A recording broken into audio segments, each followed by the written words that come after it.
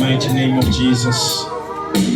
Sesikhona ke kuNkulunkulu wethu size kuwe egameni lika Jesu.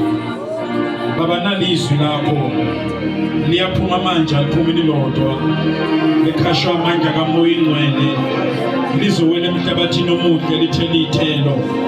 Ngameni lika Jesu waseNazaretha siyabonga ukuphuma kwethu angekufane nokungena kwethu. Namhlanje ntambama uzokhuluma neimpilo zethu ngezwi lakho egameni lika Jesu. Simelane nemimoya emibi egameni lika Jesu ezotshontsha izwi lakho, ezomisinterpreta izwi lakho. Egameni lika Jesu vula indlebe zethu zikamoya, sithumba konke ukungalaleli egameni lika Jesu, sithumbele ukumlalela uKristu. Vula indlebe zethu zikamoya egameni lika Jesu uzwe izwi lakho ngegama lika Jesu. Siyabonga uNkulunkulu wethu namandla onke. Thatha udumo ke Heavenly Father in the name of Jesus. Amen. Hallelujah. Hallelujah. Oh, hallelujah. Siyabingelela egameni lika Jesu waseNazaretha. Amen. We may be seated in his presence. Egameni lika Jesu waseNazaretha. Hallelujah.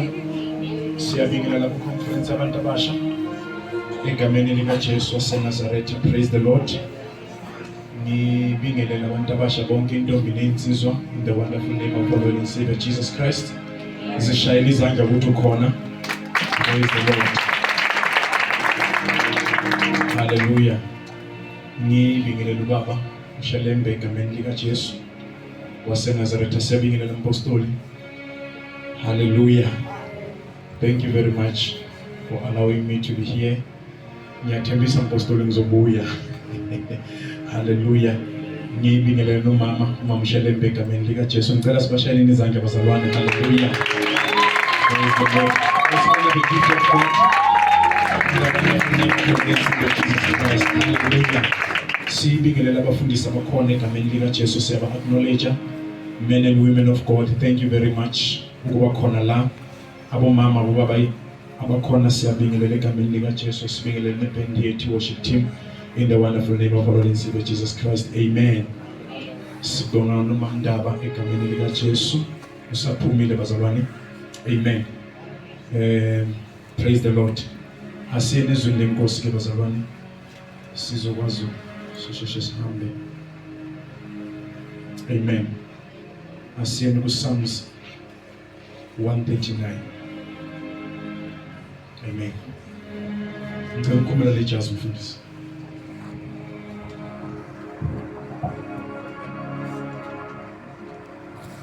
Siyabingelela noma ndaba egameni lika Jesu waseNazaretha. Ngicela simshayeleni izandla bazalwane. Hallelujah. Psalms 139. Amen. Amahubo 139. Ngicela sifunde verse 16. Oyitholile ngicela ngifundele. Amen. Hallelujah. Hallelujah. Yes, oyitholile ngicela ifunde. Psalms 139 verse 16. Praise the Lord. Asifundeni bazalwane sizokwazi ukuhamba. Yes. Ukhona usifundelayo. Ngithanda ngesizulu. Yes. Read. Yeah, you're right. Yes. Your eyes saw my uninformed substance. Unformed. Uninformed. Yeah. Unformed. Yes. Your eyes saw my unformed substance. In your book were written, in every one of them, the day that were formed for me, when as yet there was none of them. Okay, ngicela isizulu bazalwane. Zulu. Yes. Amehlo akho enze njani? Asikhulume bazalwane. Amehlo akhe angibone njani? Ngiseyihlule. Yes. Zonke izinsuku zami zalotshwa encwadini yakho. Zonke izinsuku zami zayenza njani? Amen. Tshela makhona ngithi makhi. Zonke izinsuku zakho zalotshwa. Ayikho into eyenzakalayo in your life. Mtshela ayikho into eyenzakalayo in your life engathatha uNkulunkulu uNkulunkulu by surprise. Mtshele ithi yonke into yahlelwe emazulwini, ayikho into engavimba icebo likaNkulunkulu. Whatever okwenzakalayo in your life, mtshele ithi whatever okwenzakalayo in your life, uNkulunkulu akapheniki ngoba uwazi isiphetho nesimo ongena kuso. Uyazi ukuthi angeke sikubulale uma wena uphenika, amazulu awapheniki.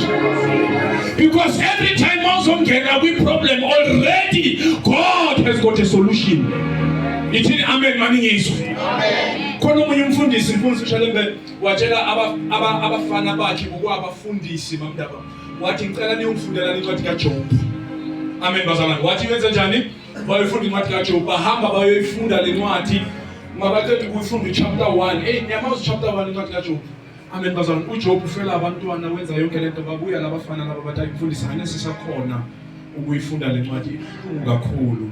Umfundisi wathi okay, ngiyanivumela ukuthi ningasayifundi mara ngicela niyofunda chapter 42. Praise the Lord.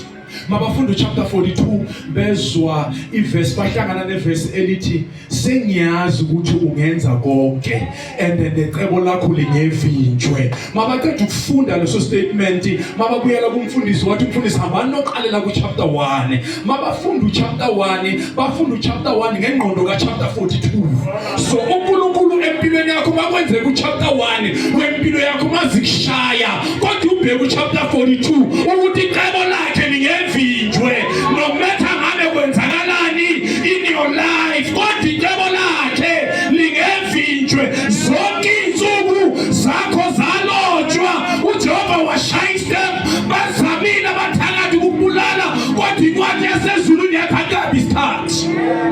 Awuthini ameni. Tshela makhalati makhi amazulu awavumanga ngami, kubedala kwaphela ngami, mabusathani dala waqeda, mababathakathi dala baqeda, kodwa incwadi yasezulwini yakhathaba isikhathi. Tshela makhalati makhathaba isikhathi. Mtshela ithi isikhathi asikafiki, akindawo ngisazophila wena bayathanda kabathandi. Yes, funda sisi. Zonke izinsuku zami zalotshwa encwadini yakho, zanqunywa lungakafiki nolulodwa. Uyazwa mfundisi, zonke ini insuku zami zenza njani bazalwane? Zalotshwa. Amen, zanqunywa lungakafiki nolulodwa. Tshela makhalati makhi. Angeke umshaya uNkulunkulu ngesurprise party. Yabona ngabenzela nje usiswini surprise party ukuthi bazalana siplanning usiswini sekayolanda 50 years, angazi ngakho sekayolanda 50 bazalane asimenzele surprise party. Amen. Mhlambe uapproach yona. Amen bazalane. And then ukuthi asimenzele surprise party, and then bese ngikhumbula besenzela umyezalane surprise party. Amen. Kwathiwa thulani thulani ake ngicimeni light makangena bekenza 40 years. Amen. Makangena sathi surprise wakhala. uNkulunkulu angeke umenzele surprise party. Tshela makhalati makangeke umenzele surprise party. Amen. Mtshele ithi angeke umenzele surprise party. Nawe angeke uze umsurprise. Mawuqala ujika nje abantu bakumangalela, kumangala abantu yena kamangali. Uyayazi yonke into, uyayazi impilo yakho, uwazi everything. Ithini amen. Funda mama, funda. Yes. Imicabango yakho uNkulunkulu ingamagugu kimi bukhulu kangaka. Okay, ngicela ufunda verse 16 kuphela ngoba songene emicabangweni namagugu. Sizozibona lezo ngelilanga. Funda verse 16 kuphela. Amehlo akho angibona ngiseyihlulu. Tshela makhalati makhi. Amehlo kaJehova wakubona useyihluli. Ithini amen bazalwane. Yes, qhubeka. Amehlo akho angibona ngiseyihlulu. Yes. Zonke izinsuku zami zalotshwa encwadini yakho. Yes. Zanqunywa lungakafiki nolulodwa kuzo. Zanqunywa kungafiki nolodwa. Asiyeni ku Psalms 81 verse 5. Yes. Ngicela uyifunde Psalms 81 verse 5. Siqhubeke sibone ukuthi inkosi isimisaphi. Yes. Funda sisi Psalms 81. Oh ayo uthi akayitholi bazalwane. Amen. Angazi namaBhayibheli wenu technology. Praise the Lord. Oh basamfunela bazalwane. Amen. Psalms 81 verse 5. Yes. 81 verse 5. Yes.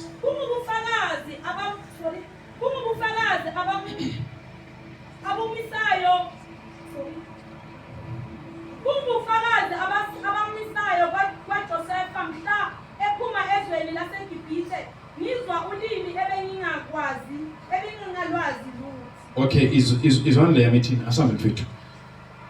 This he ordained in Joseph for a testimony when he went out through the land of Egypt, where I heard a language I understood not.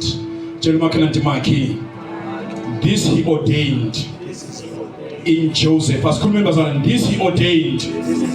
As school members are, this he ordained in Joseph for a testimony when he went throughout the land of Egypt, where I heard a language I understood not. Abofabu Josepha bakhokakele mtshela Dimaki abofabu Josepha bakhokakele bayamthengisa kanti bambikise ephushen lakhe. Lithi iBhayibheli kwakuordeniwe ukuze uJosepha aye eGibhithe lapho wezwa ilanguage angayi-understand. When you are a victim of God's purpose, uNkulunkulu uvamisile ukukumikisa endaweni ongayifuni nendawo engekho comfortable. Hayi ukuthi uNkulunkulu uthemba wena mara uthemba into ayifake kuwe. That is why bazalwane, uma uqala ufike endaweni ubona ukuthi indawo ayikho comfortable, usimakade usuka hlokoloza into engaphakathi kwakho, ngoba into engaphakathi kwakho angeke ibonakale endaweni ezi-comfortable, iyovuka phakathi kweendawo ezi-uncomfortable. uJoseph iphupho lakhe mfundisi Shelembe angeke lifezeke eKanana. Njoba namaphupho ubaby umfana kababa. Lithi iBhayibheli uJakobe wabathanda bonke, wamthanda uJosepha ukudlula bonke abafana bakhe. Makaqeda ukumthanda, lithi iBhayibheli uJosepha abafowabo bamzonda. Bamzondelani? Bamzondela ukuthi uyathandwa, uthandwa uyise. Ithini amen maningizo? And then lithi iBhayibheli uJosepha waba nephupho. Makaqeda ukuba nephupho walilandisa abafowabo. Lithi iBhayibheli kukhona bemzonda kakhulu. Number 1, bamzondela ukuthi uyathandwa.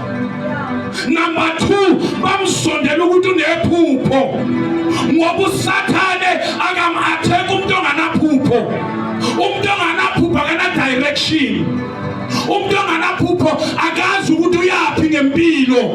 Mara kodwa umuntu onephupho, because a vision, it is the ability to see the end from the beginning. Number 1, umuntu onephupho akabheki la khona, mara ubheka la aya khona.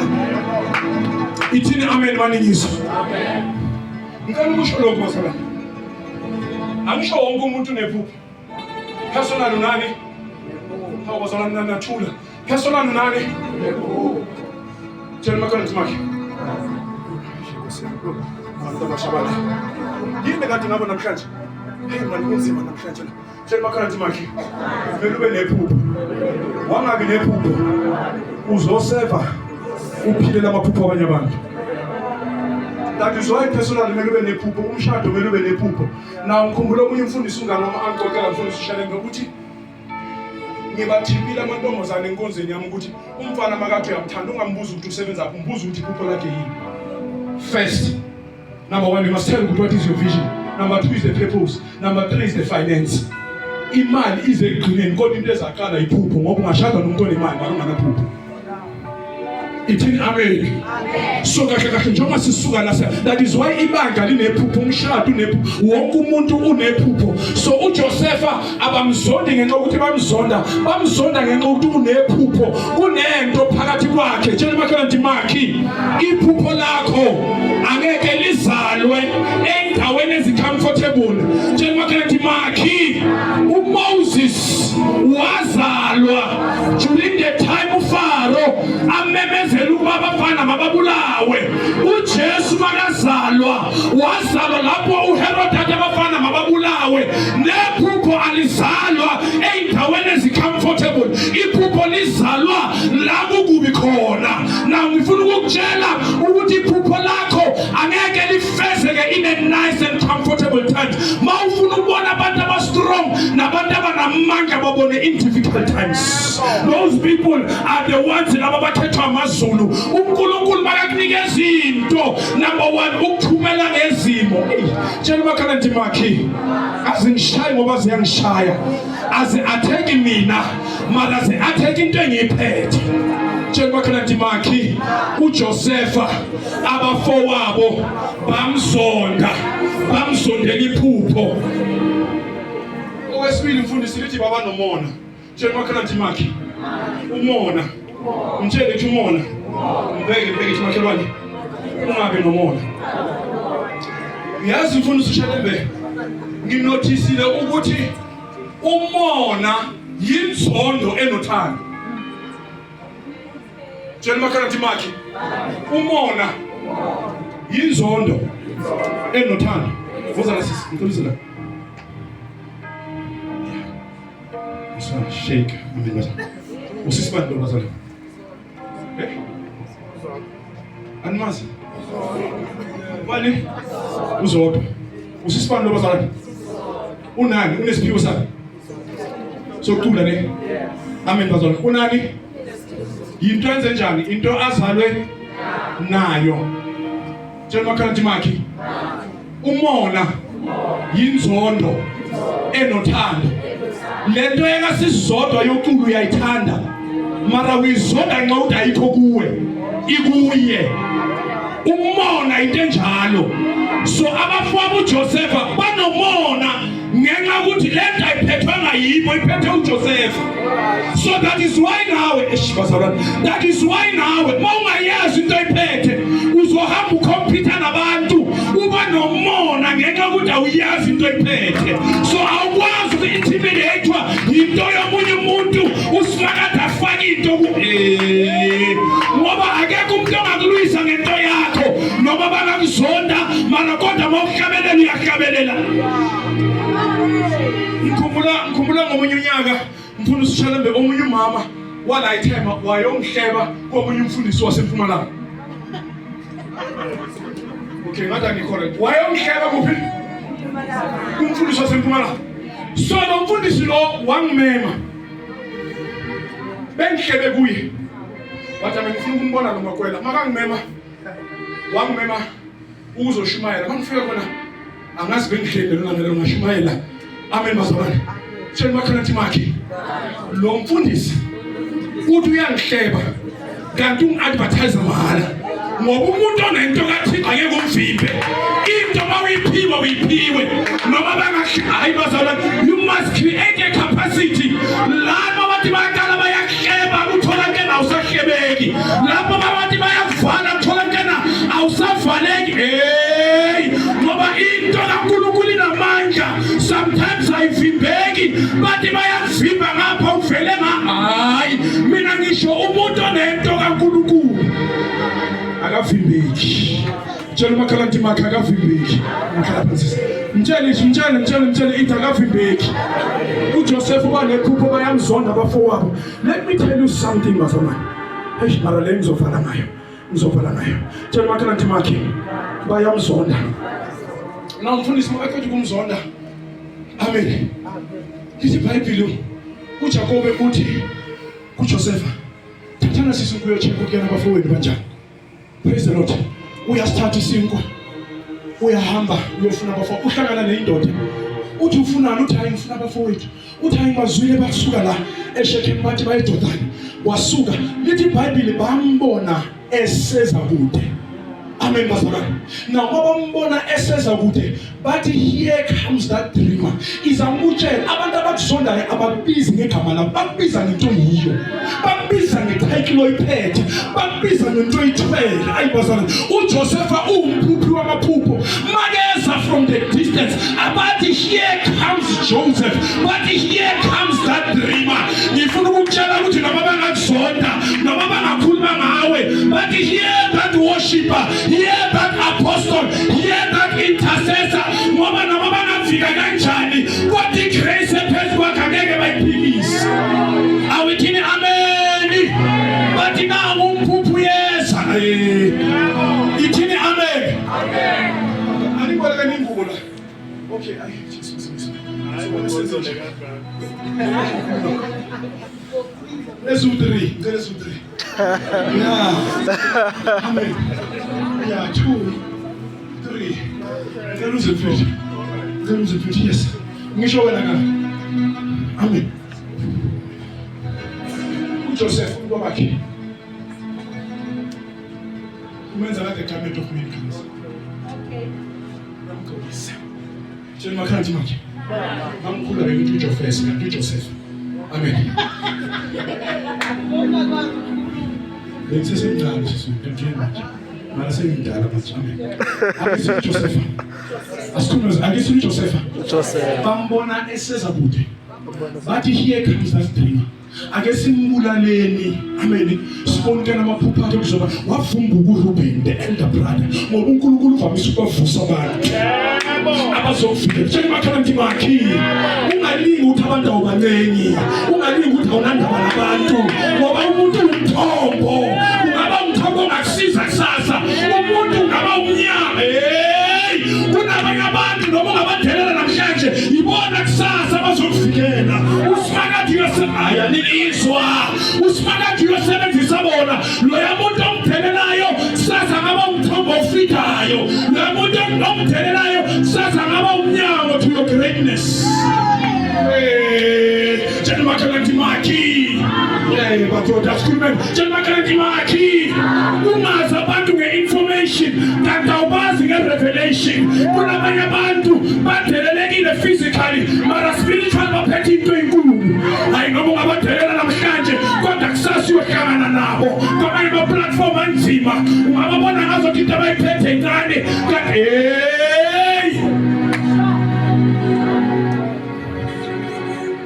but here comes that dream. Amen. Tshela makhanti makhi. Makafika uJoseph. Mfundisi lithi bamustripa the garment of many colors. Kanti njoba bamustripa the garment of many colors, introduce to the second garment. Tshela makhanti makhi. Bamhlubulile ingubo yokuqala owayithola kuyise. Kanti introduce kungubo yesibili yokubusa kaPotifa. Ayami ngizwa abafana.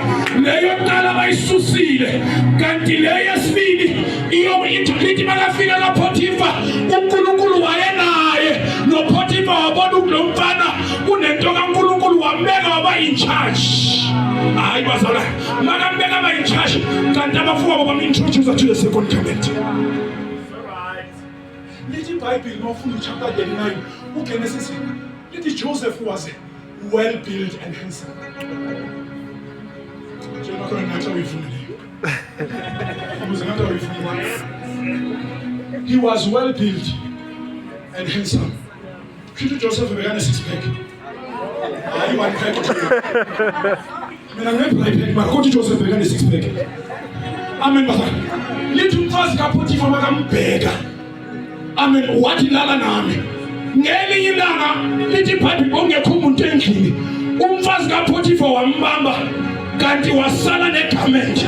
uJoseph makabaleka kusala the second garment kanti introduce to the third garment. Hayi bazalwane. Igarment yokubusa eGibhithe. Nkosi yami. Lithi wathokani Jesu. Tshela makhanti makhi. Ungajabuleli the first garment mtshele ithi makhi. Ungajabuleli the first garment ngoba abafowenu bane access kuyo. ungajabuleli the second garment ngoba umfazi kaPotifa une-access kuyo mara kodwa gijimela the third garment la abafowenu nomfazi kaPotifa akana-access kuyo. These are three garments. Kunabantu abakhomayo abazalwane bathi mina ngine-garment of many colors. Ngifuna ukukutshela abafowenu bane-access kuyo. Abafowenu bazokusonga okunayo. Abafowenu bazokuthengisa okunayo. Malamhlazana beyikhipha ba-introduce to the second garment. The garment yokubusa kaPotifa. Awithini ameni. Hayi.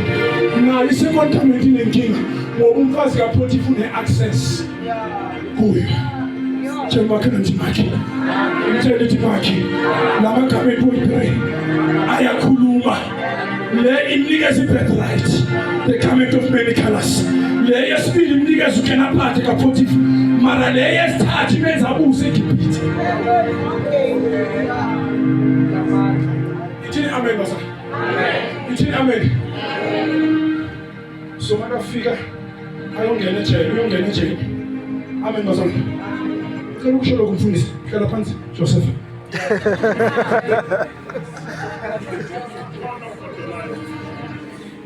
Athi comment yakho. Ngathi isibili le. Ya isibili noma ngifuna isibili. Yaka siswini okay sana. Mfundisi ngicela ukusho lokhu. Joseph was a dreamer in his father's house. uJoseph beka umphuphi wamaphupho kibo mara makafika eGibhithe he is an interpreter of dreams. Mara na into uJoseph ekubeni nephupho before azothemba ku-dimension yoku-interpreta amaphupho uhlangana noPotiphar's wife. Ayithini amen. Njengoba ntimaki endleleni yokukholwa kunama-offer azofika awezanga ukuzoku-ofara aze ukuzo-affecta the dimension yoku-interpreta amaphupho. If uJoseph walala nonkosikazi kaPotiphar bekayoluza the dimension of interpreting dreams, bekayophelela ekubeni umphuphi wamaphupho mara bengeke asakhona uku-interpreta amaphupho. Baqaphele oPotiphar's wife abaku-ofara izinto ngoba once waba-ofara you're losing certain dimensions in the spirit. Wena ukabamkela ukulala nje njengoba walala lemfana nantombazana kune-dimension kunama-revelation owaluzile in the spirit. Wena wathi udlulile nje it was an event ulahlekelwe i-dimension yoku-interpreta amaphupho. Okay. Yeah. Angeke bathi amen. Sengisho ngapha.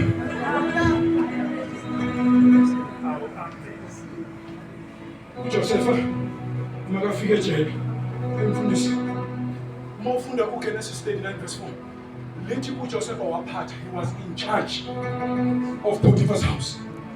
Umfazi kaPotiphar makaqeda umframe bakangena ejele lithi umgcinisiboshwa makambona wathi lo mfana unento kaThixo waba in charge phakathi ngoba umuntu kaThixo noma ungambekaphi njengoba khona ntimaki noma ungambeka osala umuntu onento kaThixo la afika khona uyaphatha ngoba kusuye ilento efakwe kuye. Na ulithi makafika ejele wafika waphatha bhekani ke bazana uhlangana neBaker neCampbell. Njengoba khona ntimaki mtshela ntimaki kahle wena una two kinds of friends. UnamaBaker unamaCampbell. iBaker isebenza ngeoven. Ayaningizwa. iBaker isebenza ngani? Kunabangani uNkulunkulu azobathumela in your life bazokufaka kuma-oven wemililo. They will take you through some tests because useseyinhlama ukavuthwa angeke uyodliwa uso. Inking will gifted but you don't have character. So uNkulunkulu will always use those kind of people to shape your life and bakufake ovenini. Ayaningizwa bazalwane. and then amakhabhera yilabo abazokuvulela iminyango, the opportunities. Mara uNkulunkulu ayeke wathumela amakhabhera angakaqala kuthumela amabheka abazokufaka ovenini yasezulwini, so that le nhlabe la kuwe ikwazi ukuvutha abantu bazodla into evuthiwe before uyawuvulela iminyango. Kakhe eminye iminyango ayivalanga usathani, ivale uNkulunkulu ngoba usadila nawe. Inkinga ugifted, inkinga unayo into kaThixo, mara ikhareti ayikaphekwa kahle ngoba igift iyaphiwa mara ikhareti iyenziwa. So makafika ufika uinterpret amaphupho wala babayithuni, uyamtshela wena bheka bazokuhanga in 3 days, wena khabhera bazokurestore. Ithini amen bazalwane? Awu amen.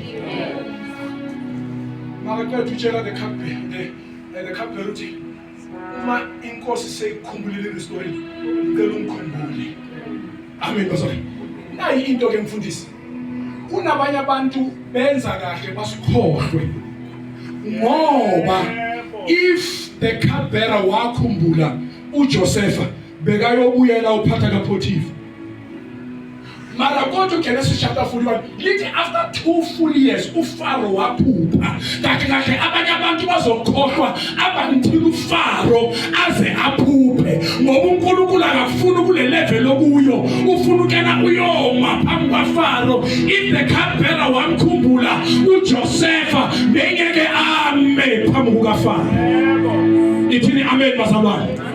And then makaqeda uthi namhlanje ngiyakhumbula my shortcomings. Amen. Uthi the time siboshiwe inkosi isikwatele yasifaka ejele ngoba umfana omHebheru wa-interpret amaphupho wethu ngoba noma bangakhohlwa siswini kunendawo abantu abazofika kuzo abanganayo leyo nto wephelo nayo, bazosho ukuthi hayi le nto lefuneka la, kufuneka isiphiwo sikamfundisi uShelembe noma ungaba powerful kanjani kunento simakade ayifake kuwe.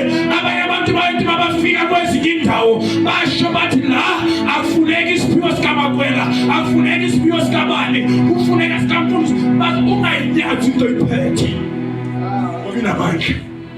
Wathi ukhona umfana omHebheru lona wa-interpret and wayenzeka exactly kwathiwa uJosepha makalandwe uJosepha wama phambi kwaFaro.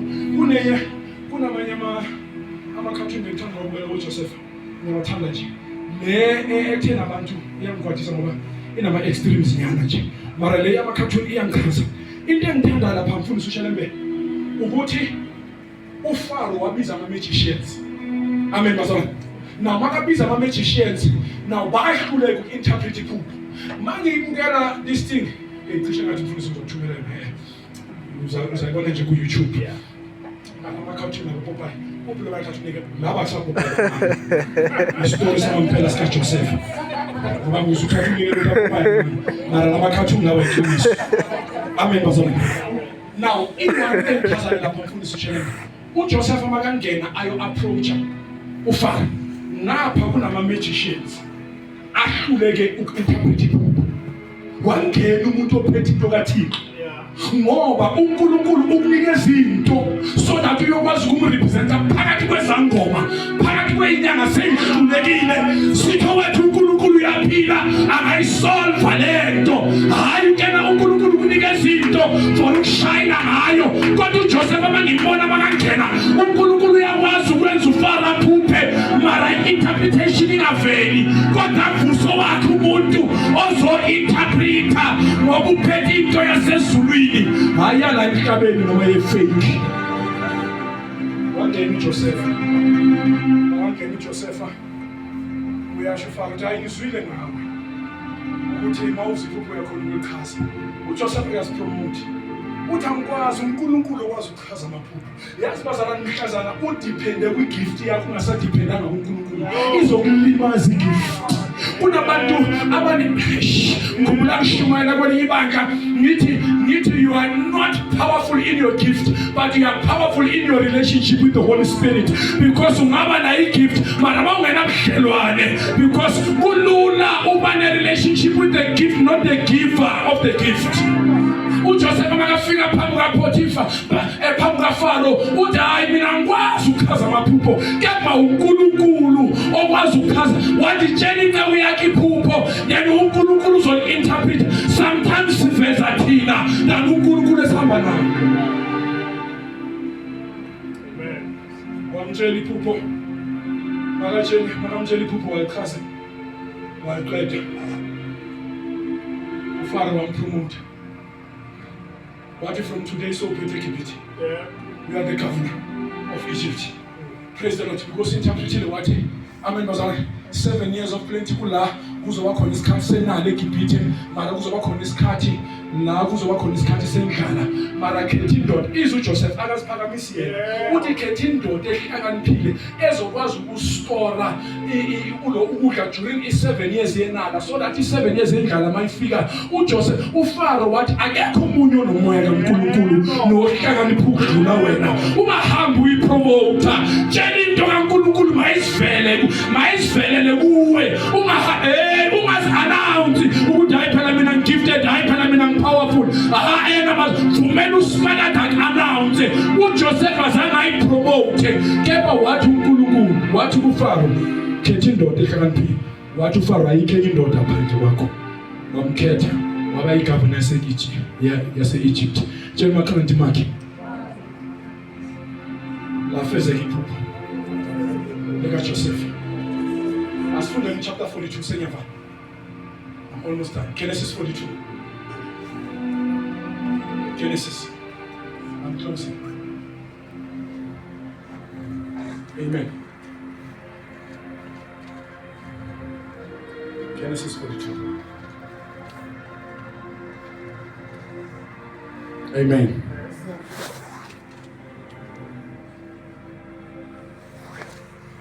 I started about verse 6. Genesis 42. Verse 6. Okay, begin me nabazalwane. Sizose verse 6. Begin me nabazalwane. Tell my current maki. Vision. Every vision. In a dimension of God. Amen. Number 1. If vision fundisi, if vela as a vision in nature, as a revelation. uJosepha makaba nephupho noma abale vision abusa eGibhithe. It was the first stage of vision. The first stage fundisi, it is the vision, and then the second stage, it is what we call incarnation, becoming one with the vision. That's why mamdaba uJosepha makaqeda ukubona iphupho, abafowabo bamzonda, abafowabo bamthengisa, abafowabo makafika eGibhithe, umfazi kaPotifa wamkhulumela manga wangena njela. Now i-process ye-incarnation ikwenza kana uvelelwe izinto. Kunabantu abazomthengisa, kunabantu abazombetray, kunabantu abazomkhuluma ngabe, kunabantu abazokuhleba, abazokriticize. No, uNkulunkulu ukuthatha through the process of incarnation, you becoming one with the vision. That is why akekho umuntu okabe ne-calling ozange go through the process. Akekho umuntu okabe nombono ozange hambe through some stuff. So njalo mawungene entweni uNkulunkulu wenza one nephupho lakho. He's making you, he is incarnating you ukwenza ube one nephupho lakho. That's the process. And then number 3, what we call in manifestation. It is in vision, incarnation, and then in manifestation. In manifestation, ama fruits with vision. Begani ke bazalwane, lonke iphupho noma abantu bangakuzonda, noma abantu bangakriticize, kodwa ama fruits yiwakhulumelayo. Bathi kodwa yena usona kaso, kodwa ithelo ziyakhuluma. That is why with vision yakho ungalwe vision incarnation, kodwa lwela ithelo, ama fruits akube yiwo akhulumayo. When they see you, when they ayikho into ephikisa abantu abakuzondayo nabantu abakopposayo njengama fruits of vision yakho. Even the fruits of the calling. Yazi uma ngifuna ukukwela ngengathula nilanga bavumbuka abafana uyabazisiswe bashumayela bathi ke mkanti wena mfundisi kunini ubisiwe into yakhe ayibonakala wathi uNkulunkulu yima kancane. I'm still taking you through the process. Amen bazalwane, ngoba uNkulunkulu makakunikeza i-vision, number 1, i-vision yakho ayisheshi imanifest, but there is a process. Amen bazalwane. So i-vision yakho, amen, that is why mawuhamba uyongena eshop uyothenga ama-seed wespinach noma we-carrots, uma uqala uthenga la ngaphandle kunesithombe se-finished product, mara ngaphakathi kune-seed. Ithini amen bazalwane? Ngaphakathi kunani? Usho ukuthi le seed manje ulithatha uyolifaka emhlabathini. And then the seed bese mawufaka emhlabathini bese liyafa. Malifa kanti liyagerminate. And then mawuthela ngamanzi bese liyahluma. Ngelanga bese liba ispinach. Kanjalo nephupho lakho linjalo. Livela as a seed. So malivela as a seed. Oh, basalwane. Kanti kusamele go through the process. Sometimes kuba ngazothi vision yakhe iyafa. Kanti awazi ukena iyagerminate. Mase iqala labantu sebakhuluma ukuthi mara bekade umfuna usishelembe wenzani. Bekade wenzani. Usimakade uthulile akayazi ukena imbewu la ngaphakathi emhlabathini iyagerminate. Bamangale seyihluma. Mase ihluma sokuvela ithelo. Bathi besitawa ngena ifile kodwa ithelo yizo esikhuluma. So every vision there must be fruits as velayo. When I started to tell them, okay, I've got a traveling ministry, but I call it Doyako.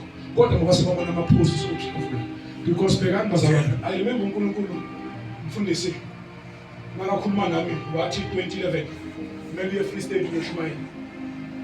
Kulukun, I'm asking the free state, your Firanja. How many and Safun school what you're going to go to Northwest, Shumai? I don't know anybody in Northwest. I think 7 Springs Mall, never a spring of this school, you get a 7. I'm soon from the Somali school, as Miss Nancy. La Pemol, Jumo, Mol, so was choose my colleague was 7. Not a meeting, Amen, blue party. Amen. Never feel some things, and now one can do working there. And then you're not among 7 and Fumis, woman will have some what if you're not left in a one who any pot what if very soon you're going to preach there. How we learn about how to follow influence as a free state and mass. Influence in root reality, Kupukola go free state. My inbox of influence was no person, no mass. I am a lawyer, it's Thomas Kamakwele, it's Thomas Fanan, it's Thomas. My way connection, I must have what come and preach in Northwest. Mano Shimala and Lange to be so many valued influence, and sometimes we are putting down what was a book. Then to Smagate, I could be one manifest, I'm a fruit wire. Moba Yoki to Usmagate, I Kulumile, we are Yenza and the ear Fesega, which Joseph or Abane Pupo, our father, Bam Sonda, Bam Tenisa, Bam Migiseki Pite, and the Kumulam Fundisi, we are Kumulabam Teniseki Pite, little Bible one can, a caravan, Amamidia Nights, Ama Ishmaelites who are able pies from Ios deliver with Ekipite, Buleo caravan leo, Bokona Emir and a balm. And the balm is symbolizing healing, Emir is symbolizing suffering. So a caravan makes a pupenako is a mujela, the spice Emir, Sishutu you wanna suffer, Ule Pupo Oyagulo. Number 3, a balm you must be healed so that Abandaba betrayed, Umaba Pindisele Sasa. That is why Joseph, no matter through the suffering, no matter through the pain, Marakota wa experience the balm. Hey, I'm healed. My God, you will be healed. Maga Kulma number 4 was smooth. What in Nina? I'm telling you, healed. Allow the balm to heal you after you've went through sufferings. When uveluthi yes nizomthola kahle bosoya bakhumbula yazi umuntu olimele uyahlupa ukukhumbula nama date event wathi ngelanga so ngedate so nesikhathi so wayenza so ngelanga litho kusho ukuthi you went through a mere the suffering but you never experienced the balm of Gilead where you have experienced healing. Uyoba umuntu ephuphe lifezekile marobita when always fully revenge because you have never experienced healing. Ngikhumbula ngikhuluma ngishumayele Valley ngithi ngikhumbula ngishumayele Valley e-university ngibatshela ngithi I know ukuthi abanye benu njengoba nize la university kahle udelele too much in life wanyathwa wathuka too much nento sofuna ukuye kahle ufuna ufake iroke lemhlophe for ukulaya hayi kana ngikuthi ufuna ukushaya hayi kana ufuna ukugraduate ufuna ukulaya ngifuna ukutshela abazalwane ukuthi into zikaNkulunkulu asizenzele ukulaya abanye abantu asishumayeleni for ukulaya asigraduate for ukulaya asishadele ukulaya mara senzito eseplanini likaSimakade yonke into eseplanini asiyenzele ukulaya sesiyenza ngenhliziyo emhlophe. Praise the Lord. I told them everyone mfundisi ngathi mani create umoya right. Yeah. Uthini amen. Amen. That's why uNkulunkulu angakunikeza izinto zithandazayo. Uthandaza ngenhliziyo wrong.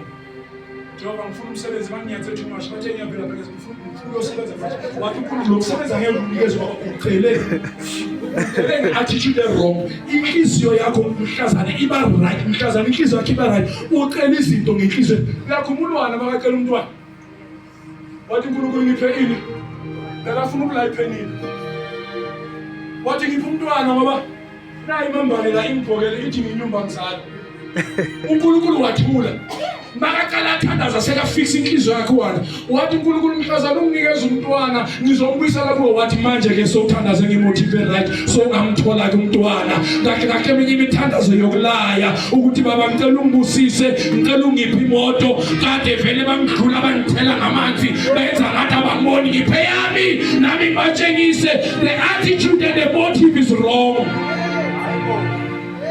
It's wrong. Because you have went through suffering, but you never went through the palm of Gilead.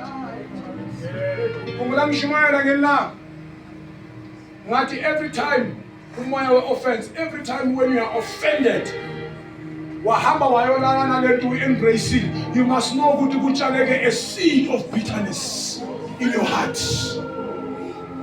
Usisiwina zakakhulume nami kahle umfundisi utshele bazakakhulume nami kahle uyahamba uyolala le nto le ukumnesa amathuba lithi Bible if uyakhumbula kahle ubani lo uHerodias umfazi lo kaHerodias uyakhumbula uJohn the Baptist makaba confront abafunda Mark chapter 6 wathi lento yenze umthatha kanjani unkosikazi kabhuti wakho uShadrach lithi umfazi kaHerodias nest a grudge oneness igqubu now lithi when an opportune time came lithi umntana wakhe makaqala adenza wathi uHerod cela noma yini makaye kumamakhe because bekanese grudge wathi cela ikhanda lika John the Baptist lithi njalo igrudge enesiwe mhlazana uthola ithuba uyo revenge kunabazalwane bayakholwa kodwa babhitha abaxoleli. No, you are gifted. Your anointing manje seyinephunga lempukane. Assess on the sweet aroma. Sesizwa umoya we-unforgiveness. So ushukela ungabaxolela bonke mara ayilo. Kunabantu ozikhiphe kubo wena. Kunabantu abazondayo. The seed of bitterness. Yazi seed of bitterness mayitshaleka yenza nayo umfundisi ithele. A seed of bitterness in an ithelo zayo yini anger, hatred, unforgiveness. Short time. Ngeke abatshela abanye benisonto bakhubeka. Manje ayikho lento ukuthi umuntu unenhliziyo encane namadimoni. Ayikho lento ukuthi umuntu sensitive. Touch is the move. Wena always njalo la isontweni makumele sikhuze mele sicabange ngathi ukuthi yo konje phela uhandle with care fragile. Ngoba wena ufragile uhandle with care. uNkulunkulu wake wamkhuza ngelanga mfundisi. Ngikhumbula umama washona ngina 15 years. When my mom died when I was 15 years, noma bangimaka ukushona njalo ngithi abazali bami bangikhuze ngithi ya vele mene niphaka so ngoba vele mina nginabazali njalo kumele usivezele lento yakho kena ya because mina abazali bami bashona ngisesemncane wathi uNkulunkulu then you won't go far with life because the greatest enemy of your destiny is self-pity. Self-pity akashem mina nginabazali abazali bami and there is self-pity ne blame shifting. Ingibona nginje umfundisi ushelebe wangilima ingibona nginje usisiwini wangilimaza uyofika nini ku destiny yakho mawusolo kukhawuthana nabantu ebakulimaza hila bese uyadlula hayi bakushiya nomntwana yebo ukushila nomntwana khulisa umntanakho umbeke izandla uthi angeke ufane nobabakho angeke ufele I'm not going to die here yekela lento self-pity angeke ufike ephusheni lakho usese no self-pity ne blame shifting. Umfundisi wakhona wangithembisa umshado wangishiya so what umfundisi wakhona uqhubekile ngempilo uyokhala kuzobenini la ukhona rise up usithithe bese uyaqhubeka ngempilo you can't cry forever you can't die there.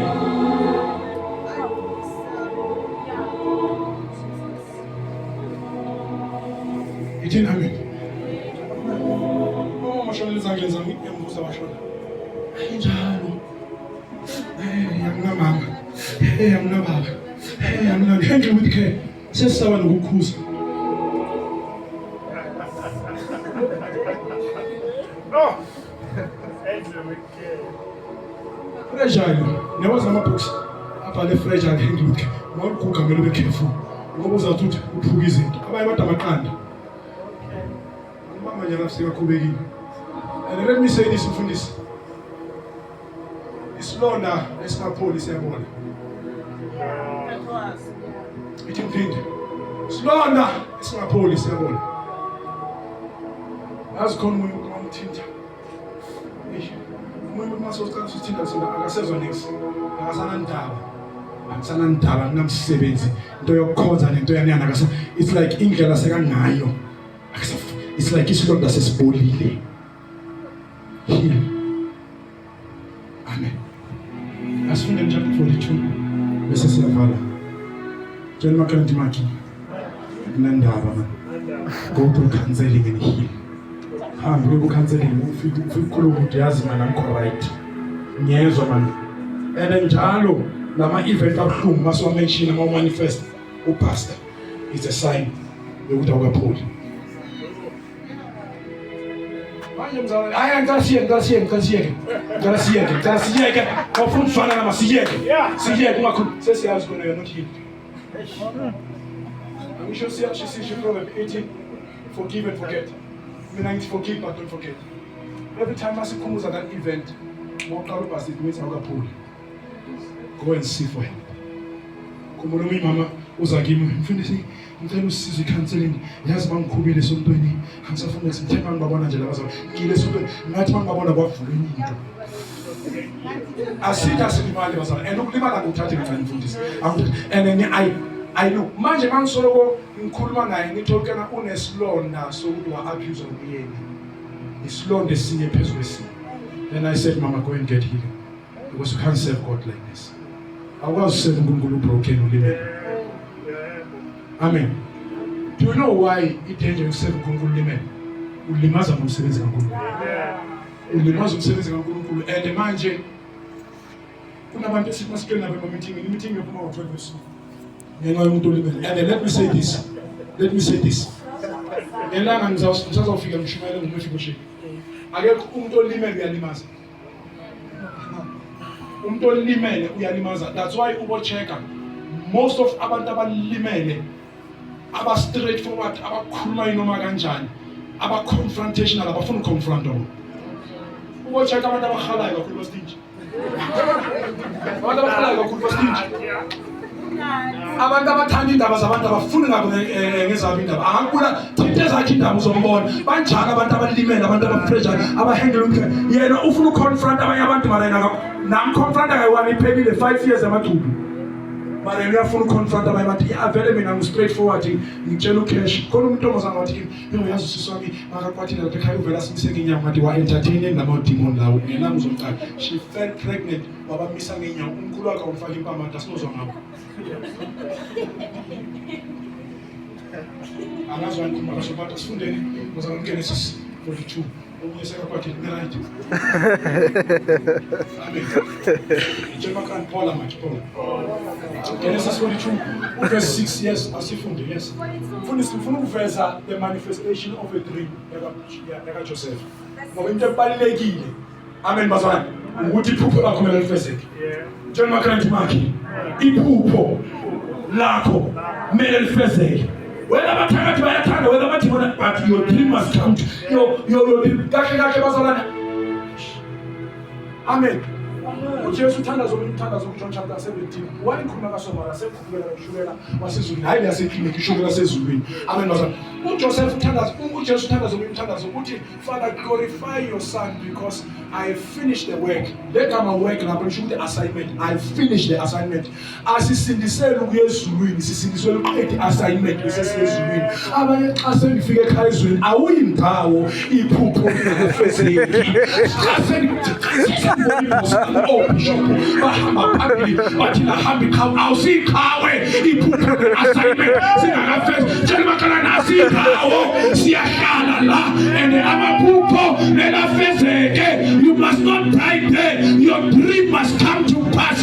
Let it glorify the Son because I finished the work. Ngicedile assignment asifeni ukuyezulwini siyaya ezulwini guarantee marakati assignment kana Salubuya Nkosi uJesu saze siwe siqubuka engeleni. Ingoma yamagwala leyo akunaqubuka kuwe engeleni siqubuka siyapha. Sikade assignment. Sisaze salubuya Nkosi sisaze siwe siqubuka engeleni. Akunakuwa. Jesus is not coming back for a defeated church. He's coming back for a glorious church. uJesu uye libandla elebhethi inkasimulo enganaba ke lobalekiswa. uJesu uyobuya abuye libandla elebhethi inkasimulo asindawo siyahlala la sizobeza iassignment. We need to finish the assignment. Siyahlala njengoba siyahlala sindawo siyahlala la. Mina ngisafuna lethi sengifuna ukuhamba ngezulu nawo uyilapho uyilapho